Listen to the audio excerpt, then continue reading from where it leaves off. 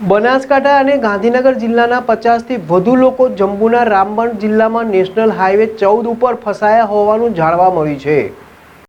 બનાસકાંઠા અને ગાંધીનગરના 50 લોકો જમ્મુના રામબન જિલ્લામાં નેશનલ હાઈવે 14 ઉપર ફસાયા હોવાનું જાણવા મળ્યું છે।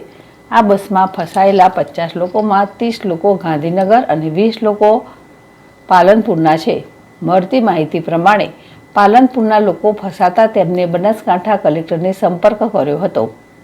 બનાસકાંઠા કલેક્ટર મિહિર પટેલે રામબન જિલ્લાના કલેક્ટરને સંપર્ક કરતા બચાવ ટુકડી ઘટના સ્થળે રવાના થઈ ગઈ છે। જોકે સવાર સુધી તમામ ફસાયેલા લોકોને મોડી રાત સુધી સલામત સ્થળે ખસેડવાની રામબન જિલ્લાના કલેક્ટરે ખાતરી આપી છે। હાલ ત્યાંના રસ્તાઓ તૂટેલા હોવાથી અને વાતાવરણ ખરાબ હોવાથી સવારે પરિસ્થિતિ જોઈને ત્યાંથી નીકાળવામાં આવશે। તમામ લોકો શ્રીનગરથી બસમાં પરત ફરી રહ્યા હતા ત્યારે રસ્તામાં ફસાયા હતા।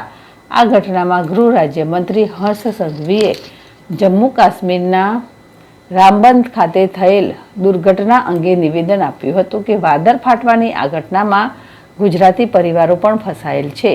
અમે ગુજરાતના આ 50 લોકોને પરત લાવવાના તમામ પ્રયાસો કરી રહ્યા છે।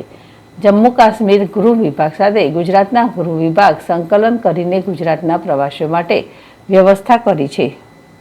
जम्मू कश्मीर में लैंडस्लाइड के कारण कुछ यात्री वहाँ पे फंसे हुए थे।